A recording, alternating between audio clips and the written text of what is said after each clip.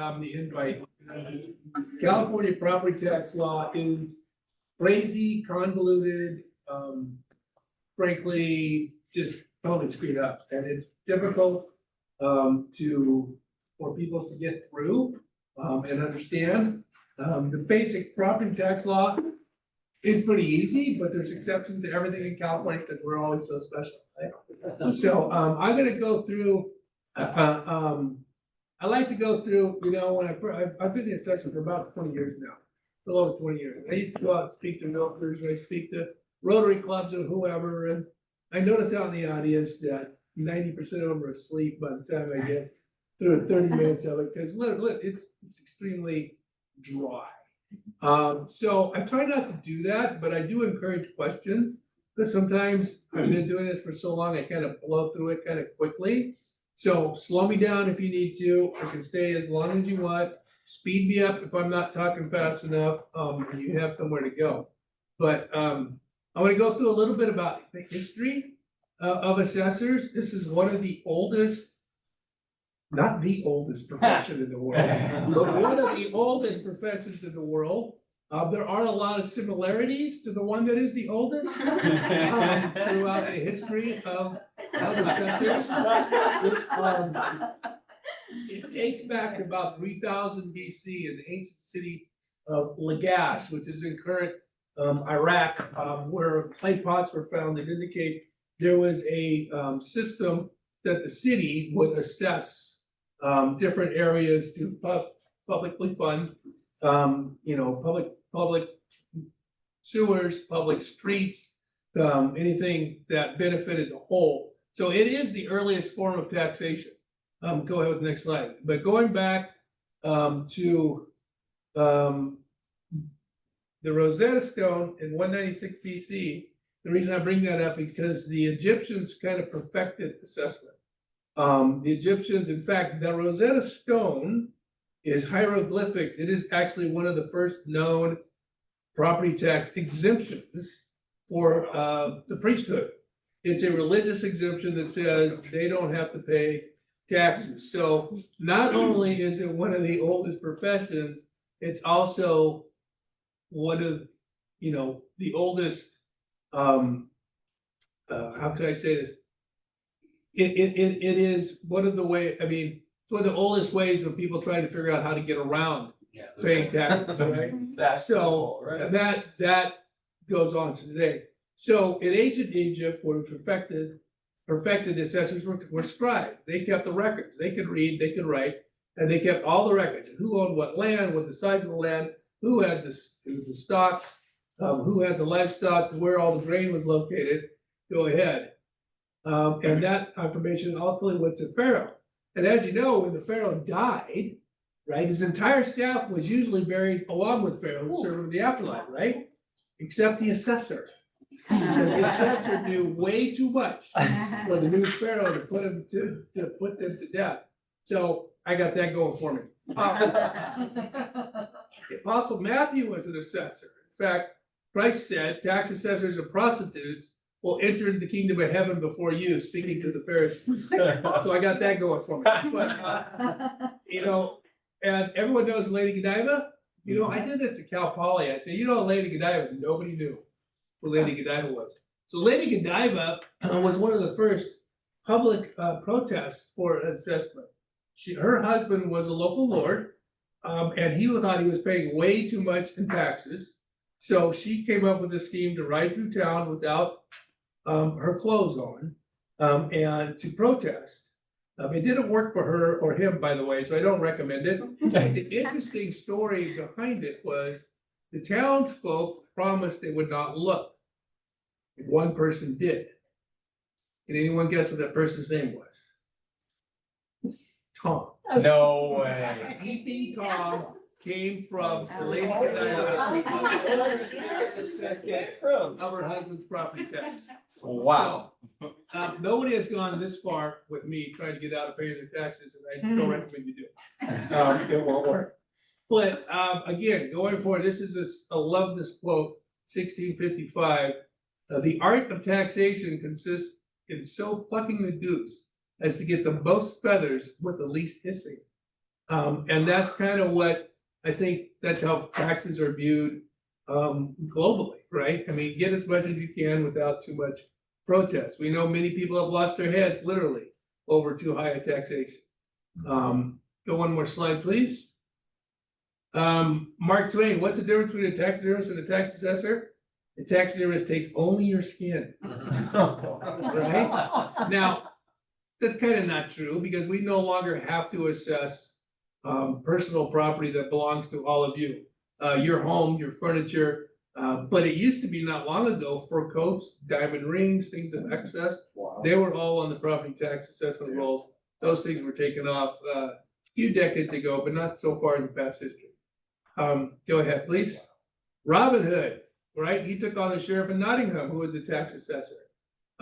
That's, a legend that today we all know as, the gallant Robin Hood.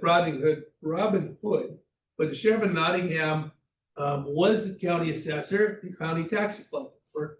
For hundreds of years, the local law enforcement was the assessor and the collector. Why? It was pretty easy to collect their taxes, right? I mean, they showed up, law enforcement showed up, and you either paid for, you did time in the tower, or you did jail time, or whatever it might be. And that actually lasted all the way up into the 1800s here in the United States. You can go to the next slide.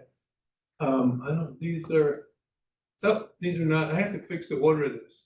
So in the United States, going back to 1620, the first 102 programs formed a pact that created assessments because some of the land was more productive than others, right? So some people were able to get buffer crops while others didn't, and they were the first assessment district that we know of in the United States. They were all basically to collect from those who produced more because of their land was in better shape to give to those who the land was not in such great shape.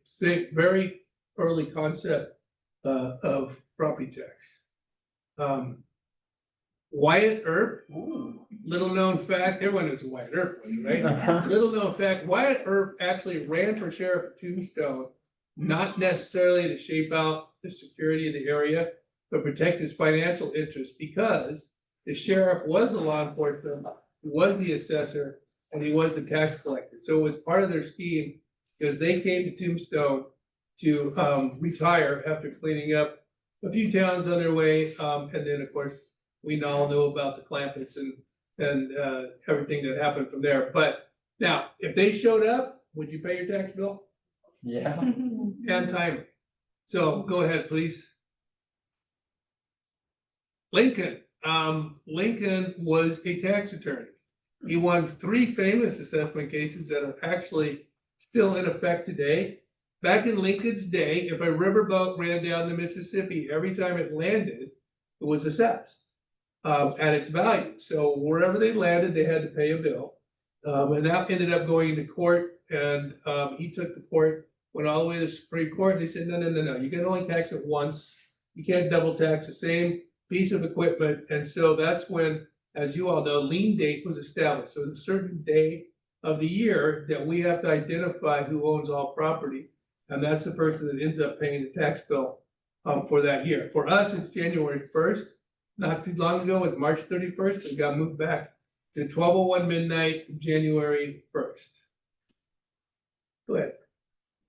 So we're going to go to our Constitution. And in 1850, they were a clever group of folk. They actually separated from law enforcement, the assessor. So there's 3 constitutionally elected offices in the state of California. One's the county assessor, the other is the district attorney, and the other is the sheriff. Those 3 have to be elected. They cannot be appointed. All other positions can be appointed, and of course, the local elected governing body, which we know as the Board of Supervisors, have to be elected. So in this county, we elect an auditor controller. That can be appointed, doesn't have to be elected. We elect a clerk recorder. That person can be appointed. And some counties have, their tax collectors are elected. They don't have to be. But these have to be either constitutional, and they have to be separate. And the reason is there's obvious conflicts of interest for the sheriff to be the assessor or the district attorney. And there's conflicts of interest between the governing board and the assessor, the district attorney, and the sheriff, because they could direct them what to do, and it could be used for political purposes. And the county assessor is separate. I am technically a contract employee, although I am able to participate in the benefits the county provides.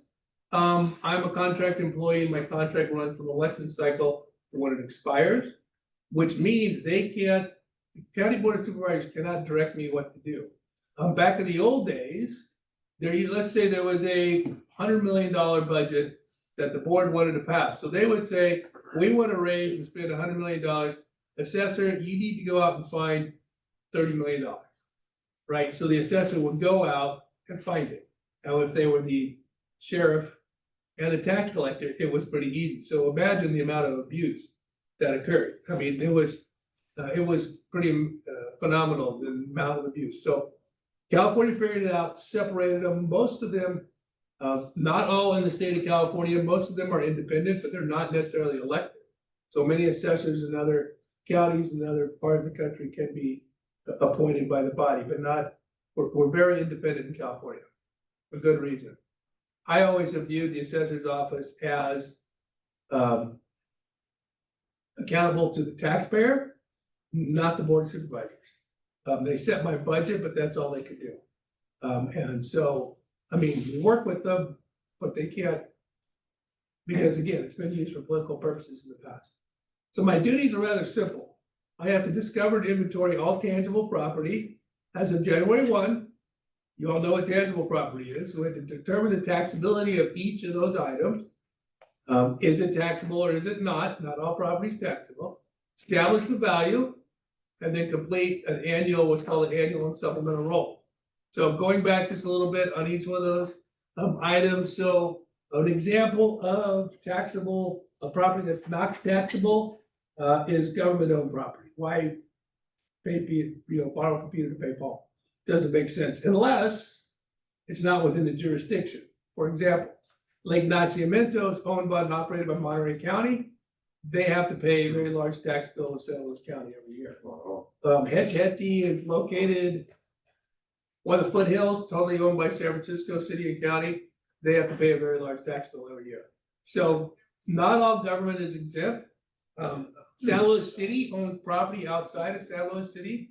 They have to pay a tax bill on it. So we have to determine whether it's taxable or whether it's not, and complete those rolls. Go ahead. What we do not do, we don't send out tax bills. We don't collect taxes. We have nothing to do with assessment districts, even though I am the assessor, which is very confusing. And we don't climb fences and we don't fly drones. Those last two, everyone believes that we do that, but we don't use drones. Believe me, I got an IT guy that is just dying to get a drone. I'm not flying drones. So we still go out, we visit properties, we don't, if it says no trespassing, we don't trespass. If the gate's locked, we don't go in. If if we come to the door, they say, we don't want to talk to you, we turn around and leave, it's fine, we can still get our job done. But the big, and by the way, we don't rat out, we don't get, believe it or not, in this county, there's a lot of buildings that are built without a permit. You don't say. We don't communicate with planning, like if we're out there and we find something's supposed to be a 3-bedroom and they've converted the garage to a bedroom, we just assess it, move on, because my job is to assess all real property, not to adjudicate whether it's legal or permitted or not. Is it functioning as a 4-bedroom house? It is assessed as a 4-bedroom house, whether it has a permit or not. And we don't really care. If code enforcement shows up, it's most likely the next door neighbor, because you were just at the barbecue bragging how you didn't pay for your permit, right? And they're the ones that rat you out. 98% of all of those code enforcement actions are by somebody else turning them in. So, be quiet. I can tell you one of the most interesting things is finding a house inside of a barn. That's happened. I give them kudos for their ingenuity. A new buyer bought the property with those big old 1800 barns. And inside of it for like 20 years had been a house. Small, 2-bedroom, fully just perfectly inside there. Converted it or? Well, it was not, it was a house inside the barn. And the new buyer goes, you know, I'm gonna I wanna do the right thing, and so, cause he wanted to take the barn down, all of a sudden there would have been a house there, right? And there, we have had barns, other assessors have had people that have taken out a permit for a barn and built it into a house, but it looked just like a barn. Because, you know, getting a commercial and a ag permit is a lot easier than a residential one. People won't get away for it. They can't get away for it very long, because someone will rat them out. Next slide. So, this is the cycle that I live under. It starts January 1. So basically, in California law, if something happens with the property to kick in a reassessment. Parcel changes hands, this is the most common, or it might be split, or there's someone pulls a permit. Something happens that triggers us to go and value and update the roll. So most of the time, it's a change of ownership. It could be a partial change of ownership, so a percentage, a partner leaves, right? It depends on exactly, there's a lot of different things with legal entities, but that could trigger it. So then we update the value, we give it to the auditor controller, they apply the tax rate. There's over a 260 tax rate system within the county of St. Louis. Because lines cross for school boards and, lighting districts and, all kinds of different things. Voter approved stuff mostly, but they add all the bonds in, everything on your tax bill that's below the 1%. That's what that is. The treasurer tax collector prepares and sends out the property tax bill, right? The property owner pays for it, usually pays the property tax bill, goes back to the treasurer tax collector, who gives it to the auditor controller, who then sends it out to whatever agency receives their portion of the revenue, whoever the taxing agency is. So that's our little spot of what we do. So how that gets done is on the next slide, but I am not gonna quiz you on this. Oh. Wait, Another word showed up. Yeah, no. Wait, what? Yeah. Yeah, well, there you go. That's interesting. It's the first time that's happened. I've only used that for 20 years. Oh, no. Special. Oh, is it this one? No, anyway, that shows you all of the different steps that something goes through before we get to the assessed roll. Oh, man, And so, a lot. yeah, well, since it's empty, we won't quiz you on it. So, that's kind of how my office is arranged. We have 5 different divisions. They have distinct jobs each one of those has sections underneath you can see. And so on the two on the right, the business property commercial and the residential division, those are where the appraisers are. Everybody else are non-appraisers, because everyone thinks the assessor is just a bunch of appraisers. We're not, because we have a whole division that just deals with mapping, draw all the maps, right? And we have a huge division that deals with change of ownership, because believe it or not, it's not simple. Change of ownership is very complex, so we have an entire division that these people sit and read deeds all day long. And try to determine whether a change of ownership occurred or not, and what the percentage was. It's not a fun job. They are not paid very well. I don't know why they do it, but they do, because I wouldn't do it. Do we have any people from title companies in here? surprisingly not, but some. Okay, so I'll throw them under the bus. So our job has got tremendously more difficult the past 10 years. At some point, title insurance companies have decided that it is more economically feasible to insure title than to make sure it's right in the first place. We get wrong property descriptions all the time. We get the wrong property transferred all the time. I mean, you would be shocked. We were in the field about 10 years ago in Los Osos. The house was completed. We went out, it was built on the wrong lot. And the property owner of the lot thought that was awesome. Didn't want to give that property to trade lots with the guy who had an empty lot. He actually had a superior lot, and he's like, and now I have a house, thanks, you know, what are you gonna do? And so we actually, because it was extremely complicated, we had to get a lot of legal folks involved. I don't know how building department never caught that it was on the wrong lot, but they built the entire house.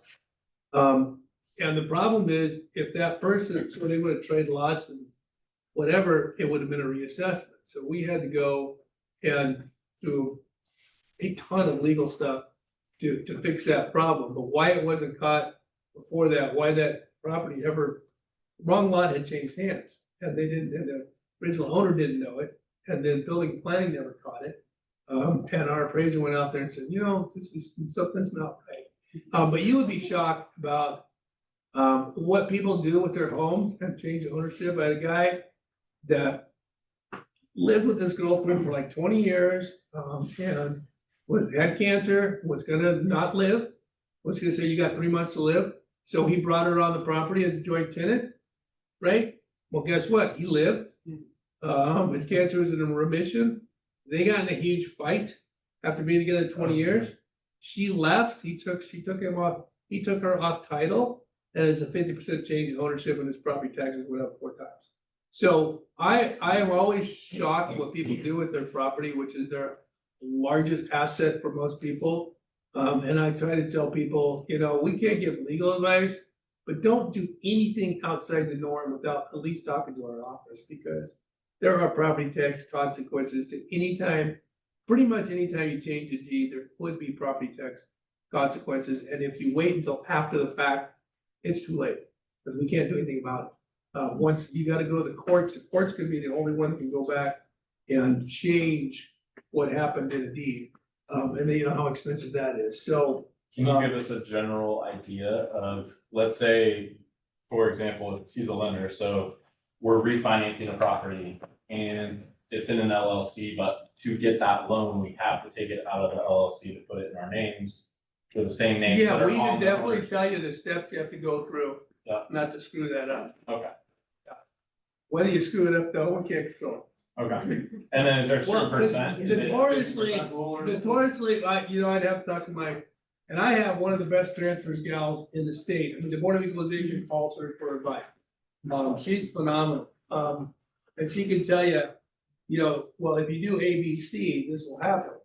The problem is, and the reason why we don't, I mean, we can't give legal advice because we're not attorneys. But notoriously, people will do A, C, and F. And they go, but that's what you told me to do. Like, no, it's not what we told you to do. But there are ways of doing it, yeah. Then you can move things in and out if it's for financing purposes only. But you still gotta be very careful. But yeah, for financing purposes, you can move things in and out, put them back, so long as they're, I mean, the basic rule is that so long as they're back in the way they were before it all happened. Because you're not notified when a new manager or member is added to the LLC, No, so that could happen post-closing. exactly. You just assume that it was what. Everything that we see has already happened. Right, because we don't see it until the deed comes through. Right. So, and then usually the horse is out of the barn. So, and I mean, that's why we have a very large transfer staff, is because that's what they're dealing with, is problems. I mean, you know, like Jane Doe selling to John Smith is, we love those because we can throw, put those, you know, easy, but how many times does that happen anymore? Right, especially in groups like this, it just doesn't happen. The refis have got to be your terror. So long as they end up, if for financing purposes only, and they end up back the way they were, it's okay. But that does get messed up sometimes. So just be very careful. Call, if you're doing anything outside the norm, just call the office first. And we have a ton of stuff on the website. I don't know if any of you visit my website, but there's a ton of stuff on the website because, you know, because we have a county building that doesn't have parking. So we try to give, you know, but pride ourselves in public service, right? But another one of my pet peeves, but yeah, I mean, if you can't find on the website, then you can give us a call. And I've got my cards out there, you can call that number, we'll get you to the right person, the right person you need to talk to. Next one, please. So this is by the numbers in San Luis County, a little over 186,000 assessment. All $74.75 billion in value is a 5.05% increase in assessed value countywide. And you probably say, well, geez, the real estate market's gone up more than that, right? But it's Prop 13. That's why we haven't seen, that's why in California, our assessed rolls do not leap forward like they do in the 49 other states when you have a robust real estate market, but they also don't plummet when the real estate market crashes.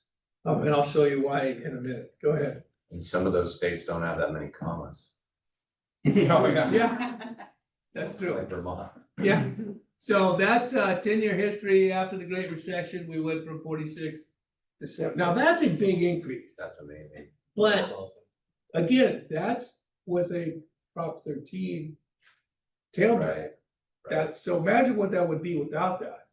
Not to Right, mention a bunch of people. because the 49 other states, for the most part, they reassess on a cyclical basis.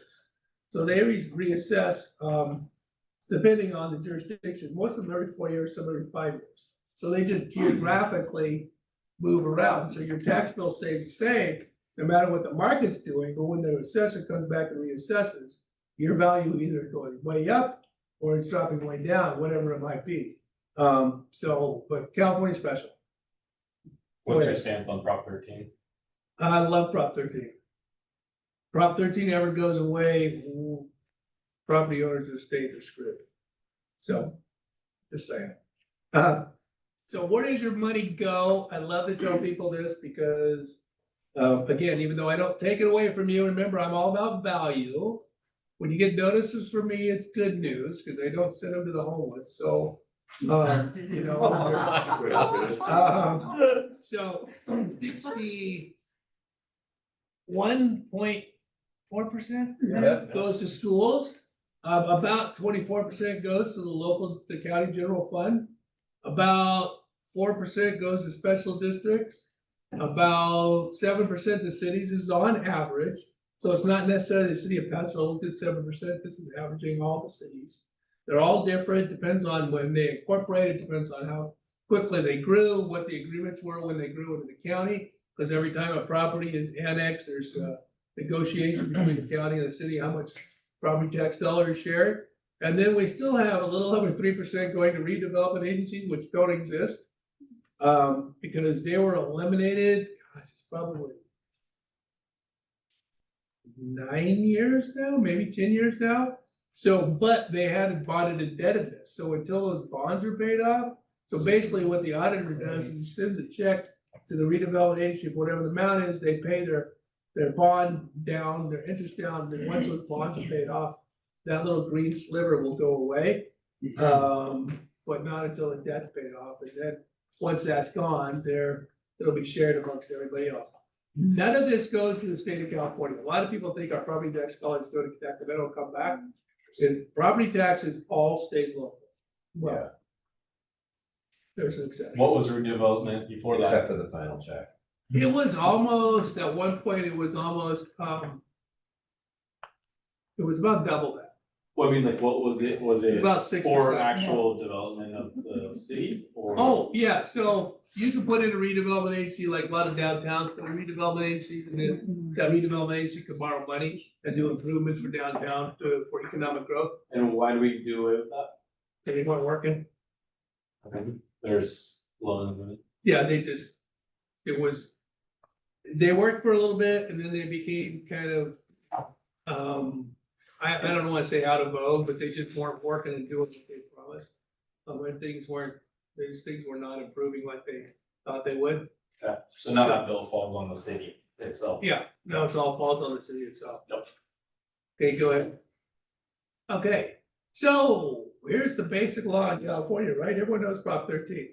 Passed by the voters in June 78, during the 70s. Home values were going crazy. Every 4 years, people's property taxes would be doubling, and people on fixed income were literally, I mean, I was in high school, so I'll admit that. You guys, probably most of you weren't born, but I remember that, it was pretty bad. I mean, with people's tax bill, especially again, on Social Security, on fixed income, people were having to sell their homes. And so there was a revolt, which happens quite a bit in California because a lot of time our legislature is, and I was a member of the legislature, but I will say they don't react very quickly to problems. And so the voters usually have a knee-jerk reaction to throw something in that kind of usually goes a little bit too far. But I love Prop 13 because it locked in the tax rate at 1%. You can't change that. Because it used to be that the Board of Supervisors could manipulate that 1%. So, okay, we're not gonna reassess you every year, but this year we're gonna make it 2%. So your property tax bill would double. This year, we don't need that much money, so it's gonna go back to 1%, and then your property tax bill would be cut in half. There was no surety in it, and you couldn't count on what your budget was gonna be the next year. So it locked in that 1% plus an inflation factor, not to exceed 2% a year. So it's maxed out at 2%, depends on the CPI, which it's pretty much been since 78, 2%. Why? Because they didn't use a land factor inflation rate. They used a CPI, which is basically driven by oil, so it's pretty much always over 2%. So even during the Great Recession, when the market crashed, that was a 2%. We were still adding 2% to people's property tax bills when the market was crashing. And then the state turned that into a mandate. They turned the may that's in the Constitution to the shall revenue taxation code. That applies to all 58 counties. So it's pretty much 2%. And then it prohibited reassessment except for changes in ownership or new construction. So assessors could not reassess a property until one of those two events occurred. Now, you notice the last two words of that sentence? That's the killer. So the legislature can define what is a change of ownership and what is new construction. So, for instance, community property, not considered a change in ownership. What they could have said, transfer between husband and wife could be a change in ownership, but that's excluded. So there's several things. The last thing about Prop 13 that I will mention that a lot of people don't know or don't remember because they always think about the tax side, but it requires a 2/3 vote for all future tax increases. For pretty much any local tax had to be a 2/3 vote. That is a huge war right now. You're gonna see competing initiative on the November ballot. There is a group that wants to bring, because it's been nibbled away at over the years, for like school bonds are now 55%. And other things has been kind of nibbled away at through elections. And so there's an initiative to restore the 2/3 vote.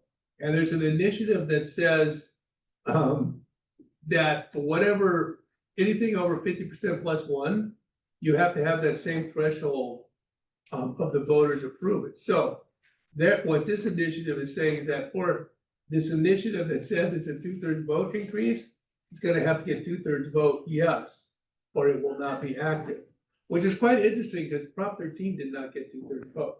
So we would not have Prop 13 if what is they're being asked to do. And I can just tell you this, whether you're on the right or the left or anywhere in the middle, Sacramento has an unquenchable desire to spend money. And they're simply doing that so that they can lower the threshold to raise taxes going into the future. Because I will tell you, the counties and the cities have a very difficult time raising revenue. They can't do without a vote. And yet, at the same time, their costs go up. I'm seeing it right now at our county level. Our costs are going skyrocketing because of workers' comp, because of liability insurance, and because we're not paying livable wages, but they can't increase their revenues without raising something. A transit occupancy tax has to go to the vote of people. A fire tax has to go to the people. If you want to raise a sales tax, it's got to go to the vote of people. I'm not saying that's a bad thing. I think that you have to sell it. I'm just saying it's a lot harder to raise revenues, which is probably a good thing, versus we have no control over our expenditure side of things for the most part. So it is put like this year was one of the worst budgets that we had to go through. I lost 5 positions because we have to balance our budget at the county level. So it's making it very difficult. But that's why you pay me. So now exceptions. This is the fun part. Remember when I said in basic law, there's an exception to everything in California. I don't care what it is. So when Prop 13 passed, someone said, holy mackerel, what if the property values drop? The assessor cannot lower them, because he can only lower them when there's a change of ownership or new construction. So if the market value changes, there's nothing we can do. So Prop 8 passed. In November of the same year, they said, okay, the property owner gets the benefit of the doubt, or not the benefit of the doubt, the benefit of either their Prop 13 value, which is what it was when it's sold, what the inflation factor, or the current market value. When the market crashes, we lower values and chase the value down. When the market goes back up, then we bring it back up again. That is thanks to Prop 8. Then we have Prop 50, which is disaster relief, that got eliminated by Prop 19. We have Prop 58, which is the parent-child exclusion, got eliminated by Prop 19, which I'll go through. Prop 60 is still there, the base year transfer, modified by Prop 19. So 58 was the parent-child, where you could give your kids, right, your tax base on not only your principal residence, but up to $1 million in taxable assessed value on commercial property. And the base year is where you could, if you're over 55, you could move your tax base over, but it was one time and it was within the county. Because that's a zero-sum game, right? If you think about it, if you sell your property, right, and you move your tax base over and it's low, the old property is going to be assessed up higher. So for within the county, it doesn't cost the county any money. Prop 19 costs counties that are net importer of people, cost them money, and I'll show you that. On the Prop 58, how did that get passed? Prop 58, well, it was on the ballot of November of '86, it passed along with Prop 60. It was changed by Prop 19, I'll go through that. So it used to be, right, your principal residence could go to your kid. Seems Or logical. kids up, more than one. They didn't have to limit it, they just got it, and $1 million in assessed value, which could be a lot of money in current market value, but we only look at assessed value. So your farm, your gas station, your second home, your apartment, your duplex, whatever, that was also covered. That's gone. And we'll go through that in a little bit. So then Prop 90 was in effect. It allowed counties to pass a ordinance to accept other counties' base year transfers. There was only 7 to 8 counties in that. They're mostly the urban counties. Example, LA and Orange, nobody knows where the county line is. People move back and forth all the time, so it didn't really matter. But most of the rural counties and counties like ours did not participate in that because we're net losers. Because what happens is somebody sells their home in Palo Alto for $2.5 million. They've got a $400,000 tax base. They come down here, buy a home for $2.5 million. Their value is suppressed at $400,000. The value in Santa Clara, Palo Alto, wherever it was, is up to the 250. They're making money. About 2.1. Right, because it goes up to their assessed value is increasing, but down here, ours is being suppressed. Since we bring in more affluent folks into this county, then move out, we're a net loser. And I've got some numbers on that, and I'll show you. So there still is a Prop 110, which is a base year transfer for someone who becomes severely disabled. Obviously, you own a 2-story home. I owned a 2-story home before, and then was put in a wheelchair, and you need a 1-story home, you can move your tax base. Grandparents and grandchildren, that red line's supposed to be through that. That was also changed. It used to be able to, if the parent was not alive, you could give your property to your grandchildren. That was also under the same primary residence was unlimited and commercial, the same thing as the Prop the previous one. And then in Prop 39, reduced bond issues from 2/3 to 55%. Prop 19, there we go. This is the one that kind of flipped our world upside down. So Prop 19, I got a whole presentation on that, but we'll talk about that in a minute because we're not done with exceptions. Keep going. And we'll go through the rest of these. They're not, I mean, this is why I have 70-something odd people. right? So all these other things, government-owned property, we already talked about that, Williamson Act. Well, everyone here knows what the Williamson Act is. Williamson Act, you get the benefit of, so if you're in a Williamson Act contract, you are an agricultural entity. You're in a contract with the county, and you have to leave, it's a 20-year contract, most of them. Basically, but it's a 10-year rolling contract, so every year you don't cancel, it's another 10 years. So it says, I'm gonna leave my property in agriculture, and I get the lower of the Prop 13 value, the market value, or the Williamson Act value. The Williamson Act value is based on the income that can be produced as the ag entity, which is usually lower than those other two. So our ranch is in the Williamson Act. There's restrictions on development, there's restrictions on a lot of things that you can do, but we benefit with a lower assessed value because the income value is nowhere near what the market value is. What's the minimum property size for that? It depends. Okay. Vineyards, orchards, row crops, it's 40 acres. For field crops, it got moved. I wanna say, it used to be 80, it might be 160 now. And for grazing, I think it was 160 and now it's like 640. It's for grazing, but I can tell you that we have a lot of Williamson Act property. Most of it is very much out of compliance. But building and planning is not really doing anything about it at this point, just because they don't have staff, because they can go out and if you're not in compliance. So if you're not in agriculture, and that doesn't mean you own 40 acres and you have a goat on it. Okay, you have to be in productive agriculture. And so that ends up being a judgment call. Now, Schwaegerle eliminated what's called subvention funds from the state budget. The state used to send money to counties for that loss in revenue. It was per acre value. They stopped doing that. So some counties stopped Williamson Act. They just got rid of it. And so some counties don't have Williamson Act, but some ours decided to do so. It's kind of like on the right side of the political spectrum, where you have, and this is very general statements. People like it because it helps farmers and ranchers and businesses and entities. On the left side of the political spectrum, people like it because you have green belts and you have all these pretty things that can be developed. Yeah. So it's kind of like both sides really like the Williamson Act. So in this county, even though we don't give subvention funds from the state to help with the property tax loss, we still have it in California. And it transfers with change of ownership. Yes, oh, go back, I'm not done. Sorry. I know, you want me to move on. I gotta mention the next one is a unitary role. So unitary role is an interesting beast. That is what the state assesses.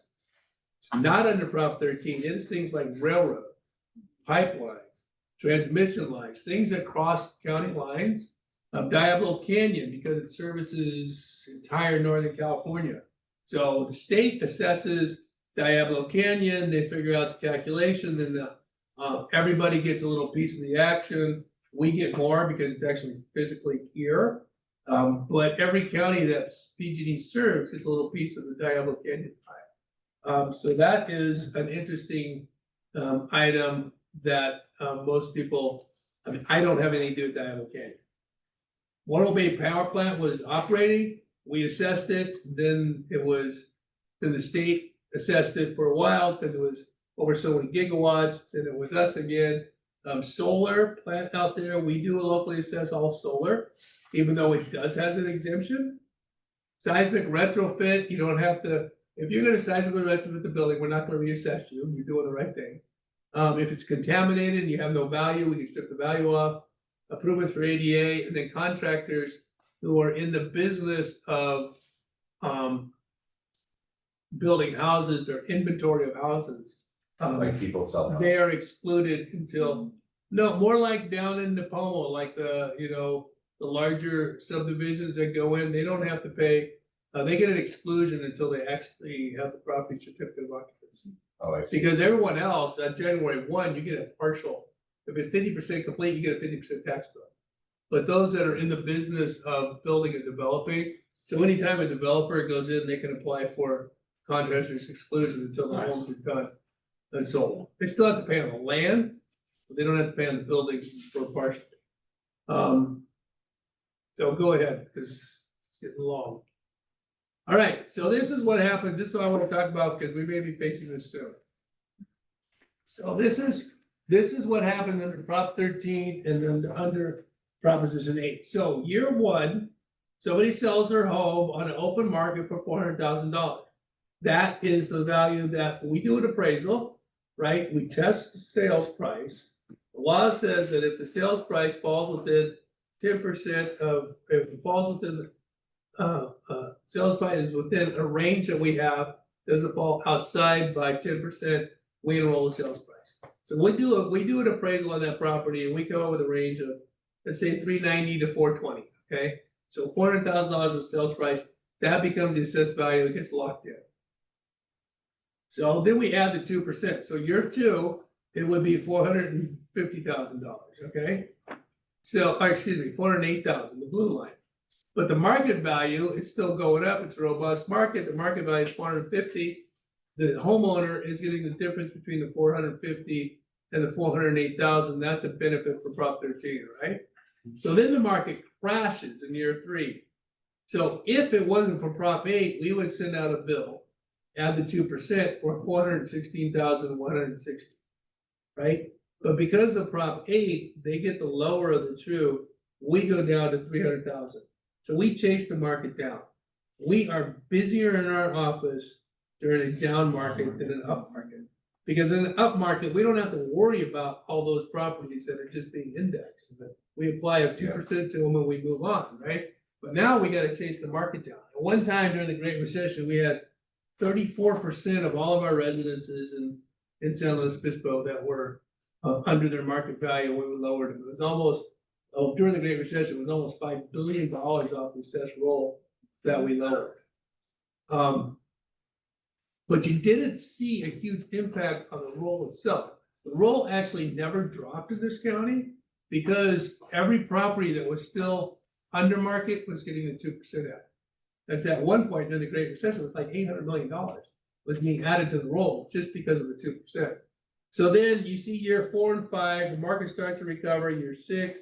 So we have to reassess at the market value. So that red line can be increasing more than 2%, which people start, they call and scream bloody murder because you can't raise my taxes over 2%, damn it. Well, when you're under that blue line, we have to, by law, there was a court case that said you have to value it at the market price while it's under what's called the factor base year value, the blue line.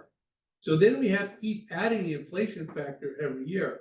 So year 4 in our system, it's got 424, 483, but we're assessing it at 325. So until you get past that year 6, and then now the blue line takes over again, and you're back at your factored base year value of 2%. So you always are protected by Prop 13 for the max. It never goes over that blue line, even though in that year 7 you're at 500,000. That's the market value. You're still paying taxes on 450, 463. What if the property changes hands at year 3? That's 300,000. So if it, then that locks in a new base year. So if it changes hands at that 300,000, that 300,000 starts as their new base year value. It looked like the year 1 at 400,000. And you wouldn't catch back up because you have change of ownership. Right, the change of ownership locks it in. So all those properties that were foreclosed got a new base year. Would the same thing happen if you decided to build in a down market? Would you only reassess the build and then that would not have to come back up to base? So that's a little bit different. The land, yeah, it depends on when we put the house on the market. You'd Yeah. reassess the property again though, once the final is completed and the permit. Yes, And would you stay in that range of Prop 8 put us in? Or would you go back up to market value?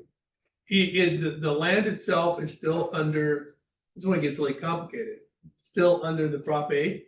Right. But the value of the home, not, The new portion. yeah. So, because it's only the additional value, so it becomes, look, We don't like that, so just don't do it. More work, you usually don't see that a lot, so it's It's usually, rare that people are expanding. it's rare that people, which is what they should be doing, That's right? why I asked. I mean, when you're in the bottom of the market, that's when you should be buying, right? When you're at the top of the market, you should be selling. People have a tendency to do the opposite. Because they can't, I mean, unless you have the funds, how do you expand when, you know, because this was during a time when it was very difficult to do that. Sure, this is like So- 10-11. Yeah. Yeah. Yeah. So you're protected in that way, and that's the beauty of Prop 13, is you get the benefit in the down market, and yet the revenue agencies still can rely on, that you don't see cities and counties' revenues swing wildly in the state of California, like you do in other states, because of this. You do, well, excuse me, counties, you do at the state level, because the state relies heavily on income tax, too much on income tax. It's always been the problem with the state budget, is it's been very income tax driven. And that's swinging wildly. Yeah, we saw that big time last year. Okay, let's roll. Okay, I'll go quickly through Prop 19. So Prop 19, realtors put Prop 19 on the ballot. Well, let me back up. So in 2018, there was an initiative on the ballot by the realtors to allow people to transfer their bases across county lines. It failed. It failed pretty badly because there was a huge price tag. Cost was very expensive because of most counties, again, you cross county lines, you create winners and you create losers. And so there was a big price tag on it. So it was redone by the realtors. In the meantime, the legislature now has the power that was given to them by the voters to tweak initiatives that come from the people. So part of this is a tweak. So the realtors had two parts of what's Prop 19, and I'll show you those two parts. So the first part was base your transfers. If you're disabled, 55 or over, you can move across county lines and you can do it 3 times. The old way, you couldn't buy up, because the idea was, I have a 4-bedroom home, I raised my family, they're out of the house family. I don't need a 4-bedroom home anymore, but I can't afford to move because my taxes are gonna go up. So I can buy a house that is essentially the same value for less, move the tax base over. That's where you have the zero-sum game, right? So, but this says, no, now you can buy it up and it's prorated.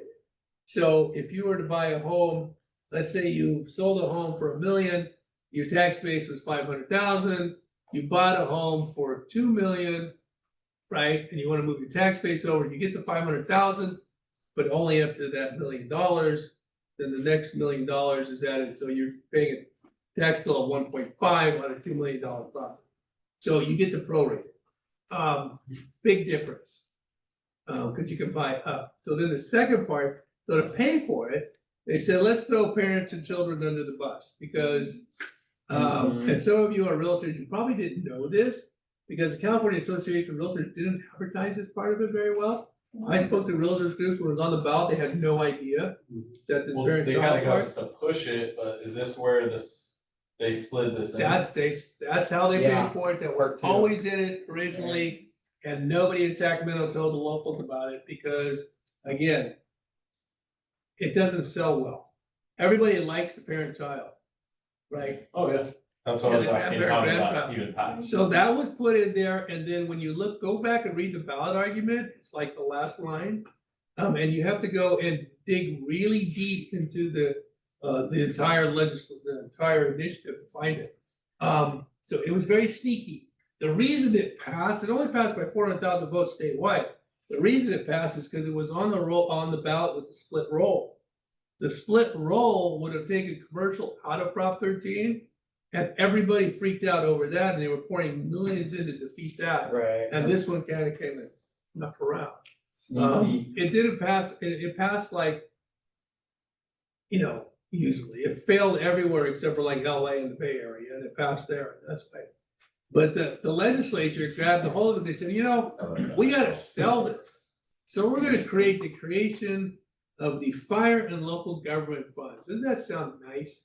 So they ran ads, none of them around here, I didn't see any. but all the fires that were going up on in Paradise and all there, they said, vote for Prop 19, we'll have funds, so this won't happen again. That's basically what they said, which, by the way, was a crock. It is the biggest wool pulled over people's eyes, because that fund, I will guarantee you, is never gonna happen.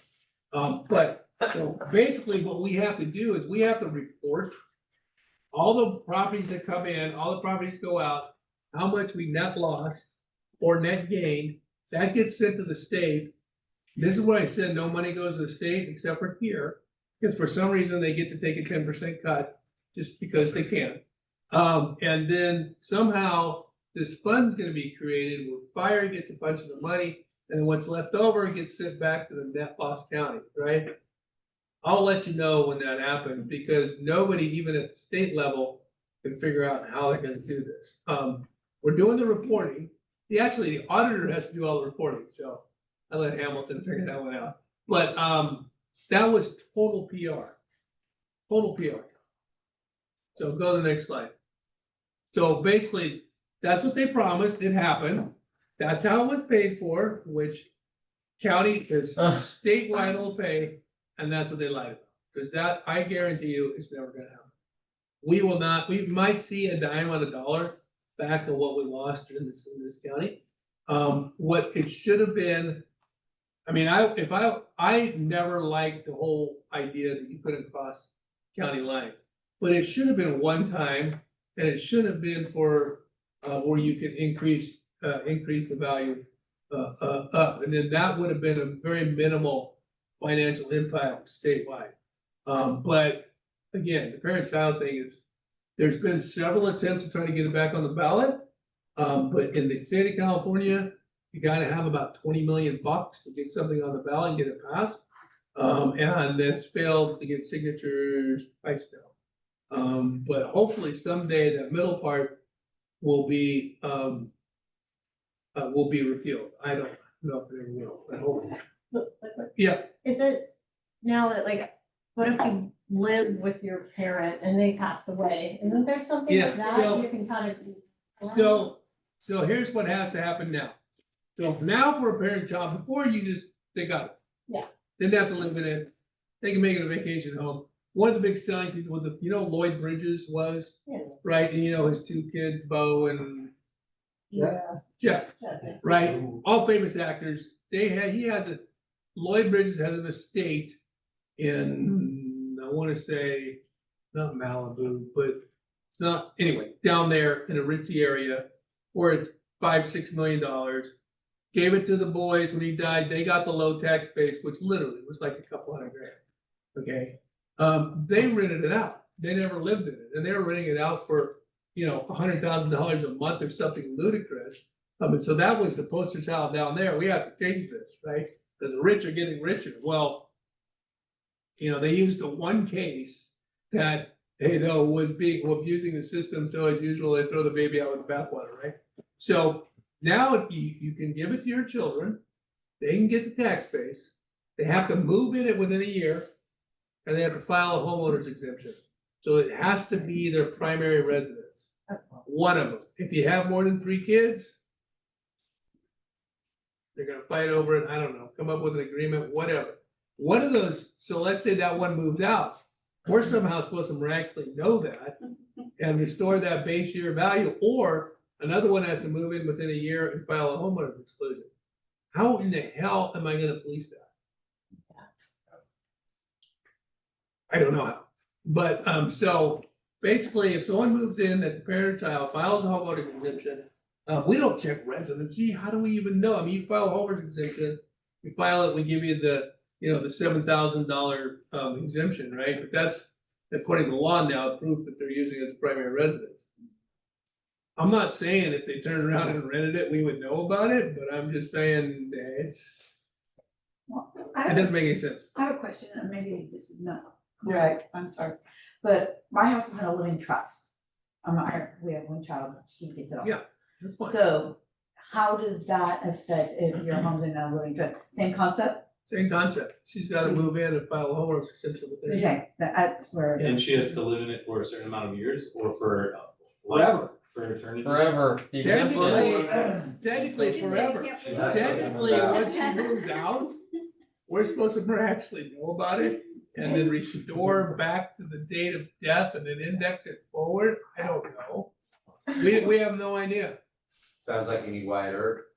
Yeah. Wider. Yeah, it's a mess. So, We did pass, we were able to do some, it was one of the worst written bills. Because the legislature took the initiative, rewrote the thing to add the fire and just, I'm sorry to say, a very good friend of mine, Bob Hirschberg, screwed the whole damn thing up. And we had to come back with SB 539 because in it, farms, the family farm was gonna get screwed. We would have driven family farms out of California within a generation. So we went back in, they now get $1 million exemption per legal parcel. There's no definition what a legal parcel is, that's a whole nother problem. But at least now they can get multiple exemptions. Like if you have, 160 acres, it's got 4 legal parcels, it's one ag unit, you can get $4 million exemption, plus you get another $1 million exemption for the house. So it actually increased the exemption for family farms. But there's still so many holes in it that, it makes a good, Is this kind of what they're trying to do The to gift that appeal keeps on Prop giving. 13? I And it- mean, it seems like they're trying to put that on the chopping block. Prop 13 is always under the gun. I don't know if that's, but under Prop 13, there was no parent-child exclusion. There was no grandparent-grandchild exclusion. There was no base year transfer. There was nothing. That's why we have all the exceptions.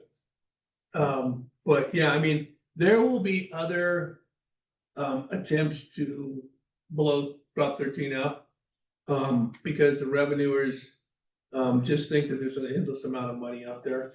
What I think they're gonna do next, instead of trying to mess with the assessed values and take away Prop 13, I think they're gonna try to separate that 1% tax rate, or if it's a residence, it's 1%, commercial, 2%.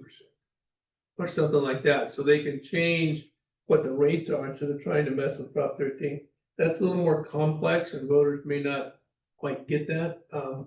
But look what's happened to fast food since we went to $20 an hour for fast food workers. Now you can't afford hamburgers, right? I mean, fast food business is struggling in California. But I mean, what people don't understand, I believe that every member of the California State Legislature and every member of the United States House of Representatives and the United States Senate ought to take a basic economics class before they pass their laws, because most of this stuff just goes back to bite them. I mean, now the people that work at McDonald's get $20 an hour, but they can't afford to buy food there anymore, yeah. right? So Yeah. anyway, So with Prop 19, it definitely, it kind of attacks like family businesses. Farmers were one of them, but also people who provide housing for the community. They're now under the gun. And within one generation, if nothing's changed, how are families supposed to pass down generational wealth? they won't be able to. Only on their principal resident and only $1 million. Remember that, man, it's $1 million. Mhm. So you get $1 million exclusion. So now you're sitting in a house in San Luis that you've lived in for 40 years, right? You pass away, the taxes are pretty low, so your children who, let's say they're, whatever their position is, they've got that now, right? They want to move into it. If they don't qualify, right? They only get $1 million because if that house were $3 million, right? You're still talking about a large increase in the tax bill. They still may not be able to afford it if the home is valued over $1 million. Because they're still only getting that $1 million exclusion, when before the principal residence was unlimited, right? Mhm. So, it's the same problem, well, They're gonna toy with that number just like they toy with the estate tax. So, they're gonna try, but they're gonna have to go to the ballot to do Right. it. They can do that in a mid-year too, though, right? Still gotta go on the ballot, yeah. so some people, And people, look, voters usually get it right. My opinion, should have been killed. Realtor come back again, figure out a way, because it's the crossing the county line. And when I was in real estate, I had people that, oh, hey, San Luis Obispo, accept the base transfer, no, well, I'm not gonna move there then, right, because they couldn't afford to do it, so I understand that. And nowadays, the portability is important to people, people don't stay in the same place like they used to. Yeah. But this was an overreach, Oh, it's blatantly obvious at the new Vintage River Oaks project yeah, the Morescos are doing. Like everyone that buys there is from out of the area. And they're coming in and they're transferring their basis and I'm the lender for the track and Yeah. many of them are buying all cash. yep. And where are they getting the cash from? They're selling their 3-bedroom, 1-bath home in San Mateo for like $2 million. Yeah. Yeah, and they're coming down here and they're buying cash down here, they're pricing the locals out of the market, Yeah. right? And then, they're getting to bring in that tax base. And up there, they're rolling in dough, when you look at the statewide, our roll went up 5%, but you look at those counties that are net exporters, their roll went up 6, 7, 8%. A lot. So go to the next. There I have some, so this is what 19 has done to San Luis County, it's kind of a lot. By the way, I'll leave this with you if you guys wanna. Yeah, we'll probably send it out on our. Yeah, that's fine. So if you look at, this is for 3 years that we've had Prop 19, so if you look at the first line, it's how much, this is assessed value coming in and the base year value going out. So you notice, like in the first year, 127, right, came in, 23 went out, so we had a cost of 103 million. So then you look down below, that's the taxes, down below that is who received that money. So cumulative, remember this is cumulative. So that first year, there was $1 million worth of taxes lost, right? Wow. You're gonna see that the next year, and then you add that, so that's gonna grow, the cumulative value right now, and it's only been in effect 2 years, is a $2.5 million tax loss. Which is about, right, if you take 24% of that, that's a big chunk of change for the county. So it's gonna have a cumulative effect that we're gonna keep on giving. When you applying that number, you're putting in the general fund. No, that's the total, you have to look down at the county general fund, right? County general fund is about, right now, about the 252 plus 279 plus 82. I didn't do the cumulative on there. That's fine, yeah. So it's about 700,000, which that's 10% of my budget, so substantial. That's where the personnel are. And there's probably been a slowdown of sales as well, just because of interest rates and. Yeah. People stuck kind of in their homes at the moment. So you're, Well, nobody, I mean, where The ultra. are people gonna go? Yeah. Right, where's the alternative? Are you gonna sell your home and have to refi at the right? If rates would come down, I mean, that would make life a lot easier for everybody, but. so like Prop Not 19 everybody. is definitely hurting the local counties, like ours, small counties, way more than others. I guess what's like the solution, you know? What are we gonna do? You gotta find someone who wants $20 million, put something back on the ballot. And that's the problem, is it's so damn expensive. I mean, how many of you are realtors? How Yeah, much were you assessed for this? By car? They sold us on just the transfer of the tax base. Hey, this is gonna help your clients. Yeah, I voted no on it, cause I read through the But how whole much thing. money did you have to pay? I mean, what were your dues? Oh, the dues. I mean, cause they It's spent just. a ton of money. Part of it, it was just built into our car Yeah. dues that we pay, so we didn't even sign off on it. Well, the wool got pulled over your eyes too. Yeah. If it was just the tax base, now what we don't have in here is because we can't, it's very difficult to track. Is how much money the counties are bumped because of the parent-child, Oh. right? Because They're those making up properties for it. now, many of those will be selling, right? They're Yeah. not transferring the base. That But I have tax no rate way of was like counting. 10 grand. I have, yeah, we don't know. From, I've got one right now, my mom's 93 years old, and she's paying like $4,000, and when she passes, it's gonna go up to 14,000. Yeah, Yeah, That's so one let you house. move in. some families. For average. Let me go file something. Yeah. That was a hint. That was- Yeah. Tax return, everything says I live at my mom's house. But yeah, we can't even track that. It's way, I mean, there's no way I could, cause you don't know what happens after a year or after 2 years or, you know, whatever it is. It just, and we don't know what the long-term income is gonna But be. you're only accepting that exemption for one property, and you say they're not checking, but they can really only claim it once, they Yeah. can't move it around. Well. I mean, we would have to know. Yeah. Right? I mean, we deal with, If they're all their properties were in San Luis County. yeah, well, Yeah, there is, you cannot claim more than one. Cause you, by your social security number, so if they all get to the state, we get every year, we get reports back. From like, multiple claims listings, where people have claimed 4 or 5 different, right? And it's like $7,000. But they do it like on their own home and all their vacation homes, right? And then we gotta go through, we gotta pull them, we gotta figure out which county are you really in? Where do you spend most of the time? Where are you registered to vote? Where's your driver's license? Like $7,000. Yeah. It's such, we have That's just what? the assessment, that's not the. Yeah, I know, amount. right, that's $70. Yeah. $70 So every year. it's $70 and we have one full-time employee just to deal with that. And people get so irate when you pull it. It's like, "God, I'll write you a check for $70. Quit yelling at me."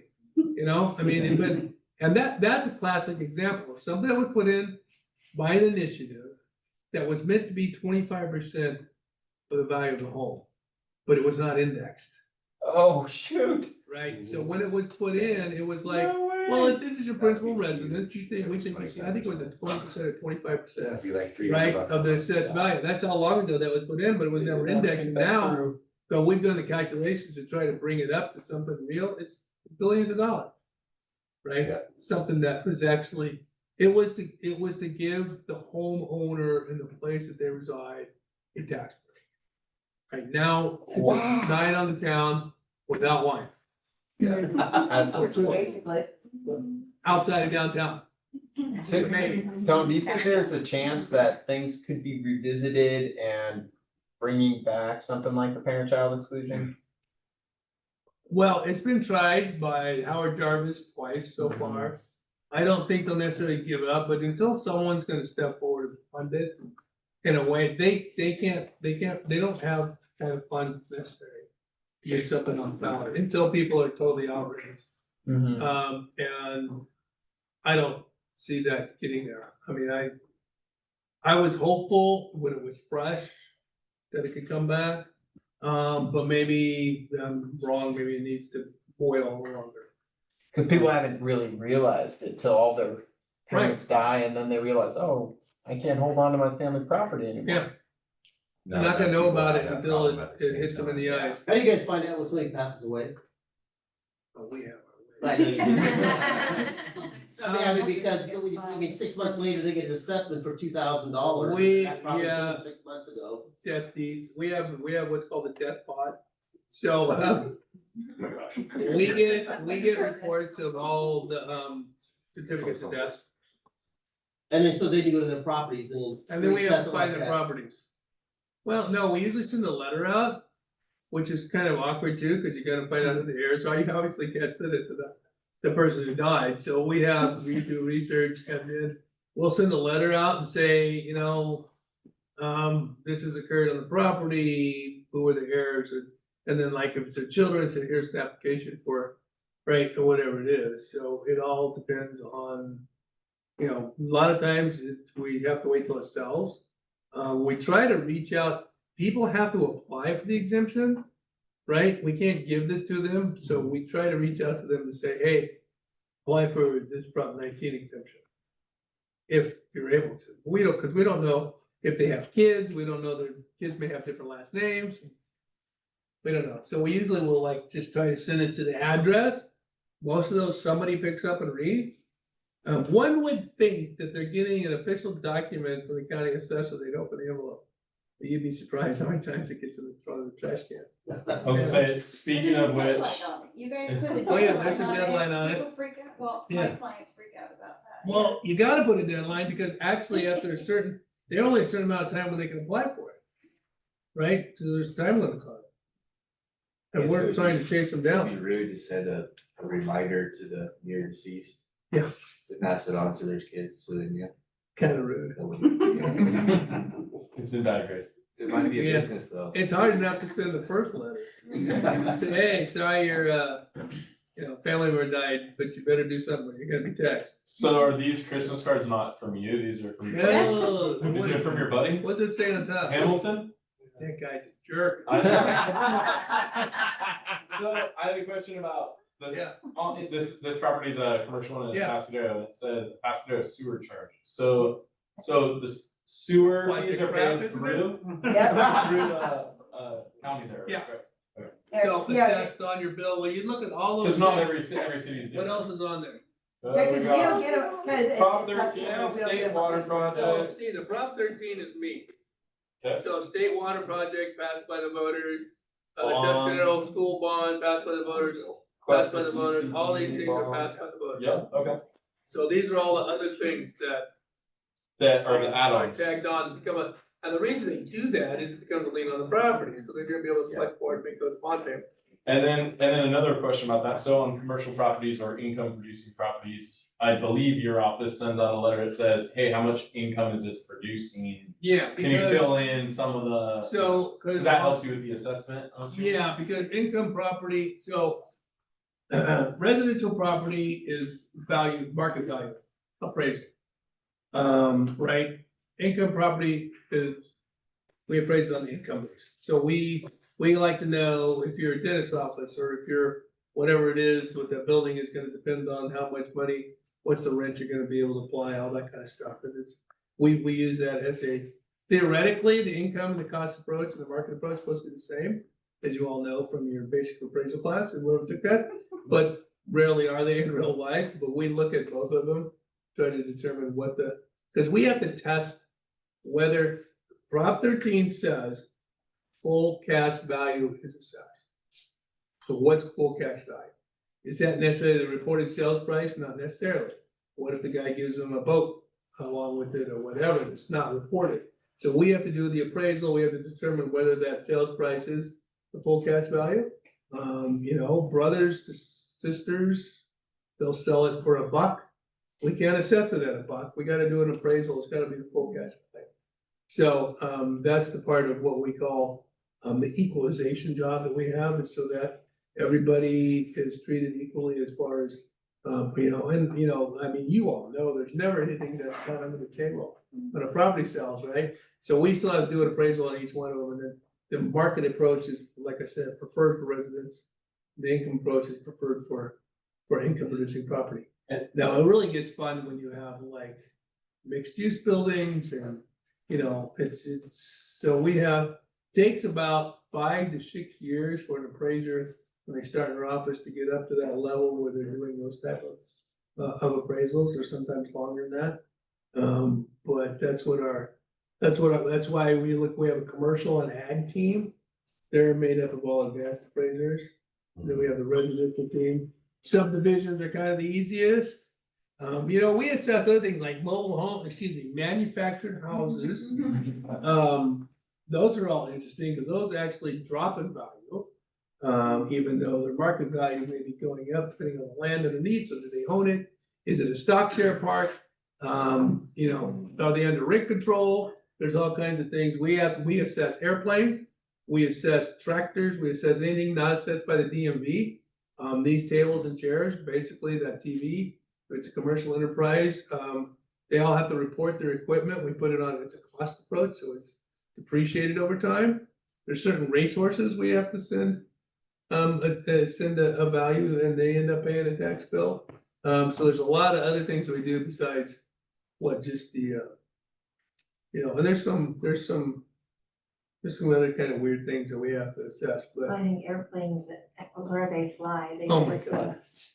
airplanes, What? so airplanes are, so from the time you enter California airspace, you're accessible, right? So until the time you leave California airspace.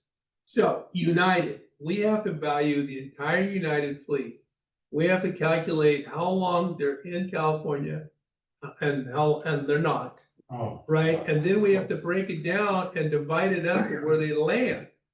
right? So if they stay 2 hours at LAX, 2 hours at SFO, and then they're out of the country, San Mateo County gets part of the tax bill, LA gets part of the tax bill.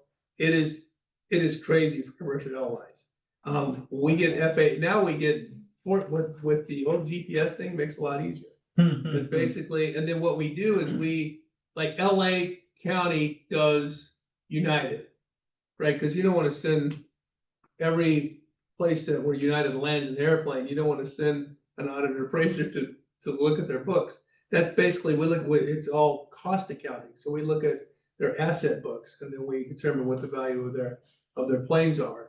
So every time a plane lands, I'll give you an example, ACI Jet, they have facilities in other areas. So they happen to live near friends of mine, because their kids were in my 4-H club. Friends of my former assistant says he just retired. So we convinced him that every time he can, to bring his planes up and have them here on December 31st. Nice. Because all of his charter planes, they get assessed as of January 1, because they're not commercial, right? So they're used for charters and other things. So we will see a bump in our assessed value over, and then he flies them out on the January 2nd or whatever it is. So they're, it's $110 million added to the business property roll just because he decided to park them here that night. So we have to figure out where they are. We have to figure out every boat that's in San Luis Harbor as of January 1st. So we get a lot of information from the Department of Boats and Waterways, and we have to track anything, well, now over 5,000. When I got in the office, we had to track anything over $800. So every stinking little sailboat, Yeah, rowboat, the I aluminum was boats. like, are you serious? So we got rid of those. But there's a lot of other things that we do that are kind of interesting and fun and kind of crazy. But Lastly, because since it's probably pretty relevant for people buying distressed properties, let's say it's ARV, we use ARV, so after the fair value is $1 million, but you're buying it for 500,000 because it's a wreck. How is that assessed? document everything. Okay. So in case there's any questions, because then we can go back in, because we don't usually see it until after the fact. So we're always having to look backwards, Mhm. right, and assess stuff. Because again, it's January 1st, we may not get to it until, right, May, and it may have flipped way before January 1st, right? So we're having to guess what happened a year ago. So, and I'm sure that for tax purposes, you document everything very well, but the more you can share with the appraisers, the better. So the better number they can inspections, get. costs. Photos. If there is ever, so Wait, you have a supplemental, you have 60 days to file an appeal.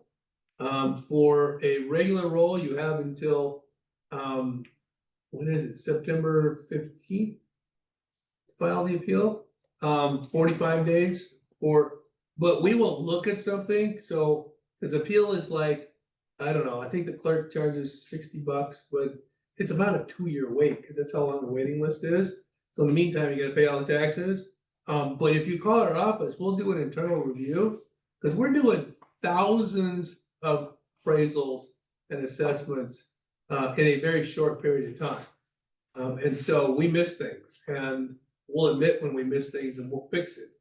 We have one of the lowest appeals rates in the state of California because we don't have ownership over what our number was when we were putting it into our systems under the gun, because we're on the June 30th, we have to have everything done, right? Because we work on a fiscal year, but we assess on a calendar year. So everything becomes essential January 1st, but we got to have the information of the auditor controller by June 30th.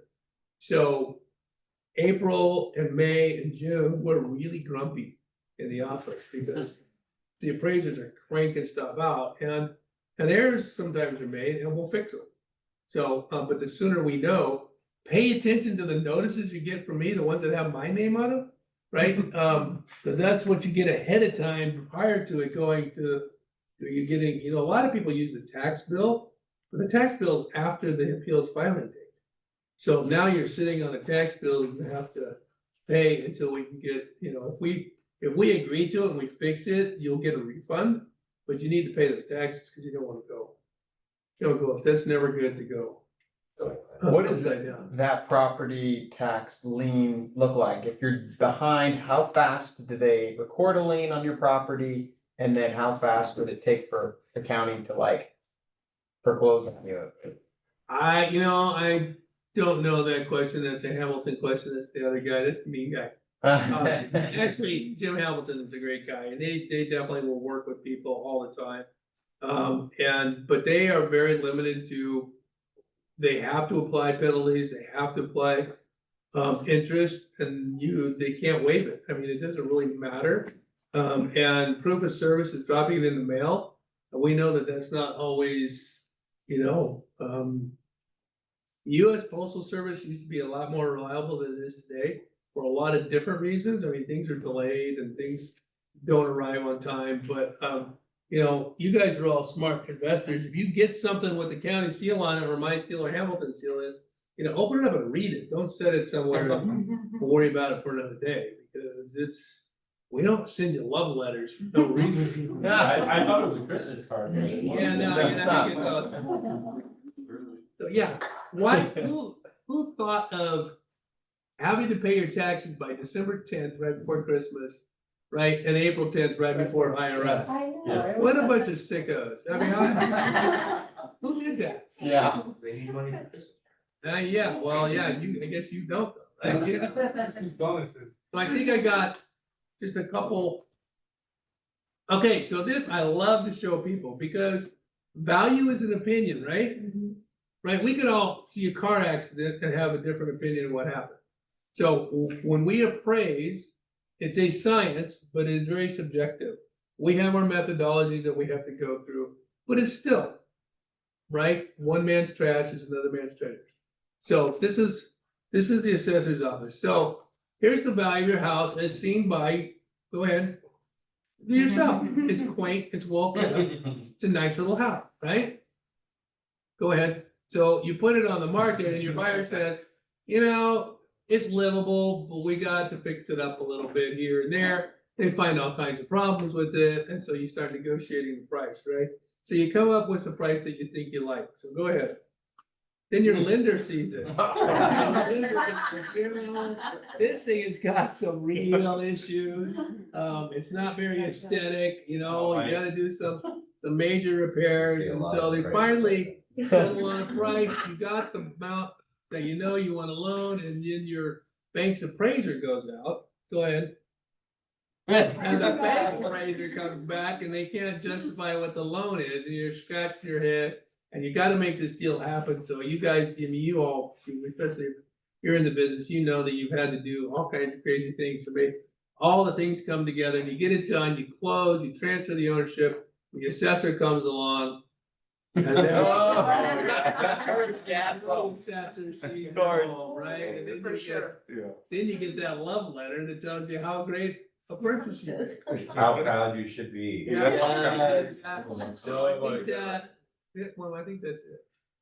There you go. So that's why I think you all have cards there, but we do have the North County office. If you're up here, we are able. Sometimes it's better to be lucky than smart. I was 20 years ago. We had 5 million pieces of paper, and it was unruly. We were able to purge about 2 million documents out of our files. So that brought us down to about 3 million. We moved into the new building from the old courthouse. About 5 years after the lawsuit with the builders was settled, they were under the floor, and they noticed that the third floor was sagging because my files were way too heavy. They never re-engineered the building to handle the assessor files. Oh my God. The seismic retrofit would have made the first and second, both floors, the parking underneath, moot, because they would have had to put pillars right through where all the cars drove. So all of a sudden I got money to digitize everything, which I've been asking for 20 years, and we got everything digitized. So now you can, because it used to be you walk into, let's say you're from Cambria, you drove all the way to St. Louis, to your property file is, sorry, it's in Paso, it's in Tuscadero, right? Because no one in Cambria knew we kept it in the Tuscadero. So everyone would show up at the wrong office. Now everything's digital, so we can service you fully from wherever the property is in both counties. And we happened to get that done right before COVID hit, so I was able to actually, I made up a contract overnight. People grabbed their county property, we put it in their car, they went home, they were hooked up, sent everyone home Thursday morning, everyone was operating again by Monday morning at home. So we got everybody out of the office during the quarantine, so that we wouldn't fall behind, and all assessor's office had to call all their people back in, had to work in the assessor's office, because they wouldn't let the files go out, because their paper files, the only record of that property. So now we're digitized, we back up every night, we have 2 different locations in case there's an earthquake or a fire. And we can service you at either site now. In Sacramento, we're behind the B of A building, Capistrano, which I understand is shutting down, so. Again, yeah. Again, What's gonna go in there? I don't know. don't know. It's the third time B of A is closed in last, Yeah, but we're still there. So we're in that, we're in Yeah, we're that- gonna stop by the bank to come see you though. yeah, we're in the hotel business park right above the library, county library. That's right there. And then, of course, we're downtown where you can never find parking, so. But check our website out for stuff, and then if you have anything, email me or call. My staff is phenomenal at helping out at the public desk. We pride ourselves, we answer the phone. It does not go to voicemail unless we're inundated. I hate voicemail hell, because you don't know who you want to talk to in a government agency, right? Oh, press 1 for this, press 2 for that. I don't know. I need some answers, right? Somebody. So, Yeah. well, people walk into our office and we're all you people anyway, right? You people, but, so we still answer the phone, as long as I'm assessor, we'll continue to answer the phone and help you out, try to help you get through the crazy tax code that we have. Technically, you could have done the seismic retrofit and not been reassessed though, so. Yeah, yeah, but we wouldn't have had any parking at all, right? That's where my parking place is, man, we aren't gonna do that. No. Quick aside, if that had been a developer, you think they would have had to provide fixed parking spaces? Well, hell yeah, we didn't have to provide one parking place for the public to build that building downtown. They waived it all and the county accepted the waiver. I'm like, that, anyway, I'm constable. Uh-huh. Well, we appreciate it. Thank you, John.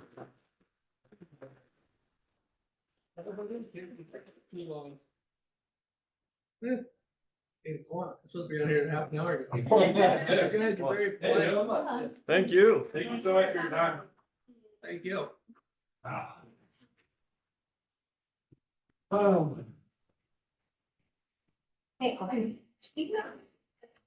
Keep property taxes, you're so interesting. Oh, Oh, yeah, I didn't want to bring all of them, but.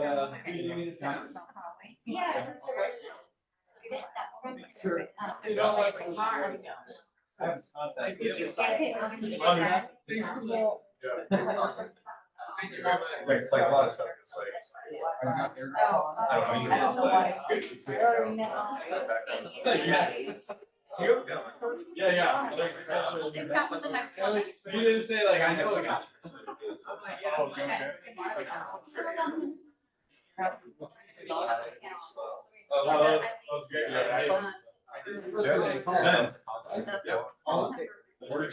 You, I'm here about.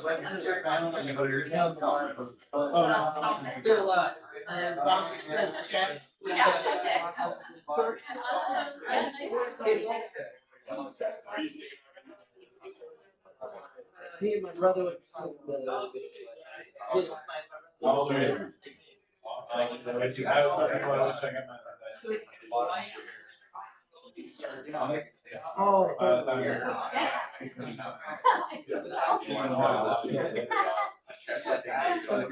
don't forget we're getting email for this, you know, and so we can, you know, email you back. Thank you for coming in.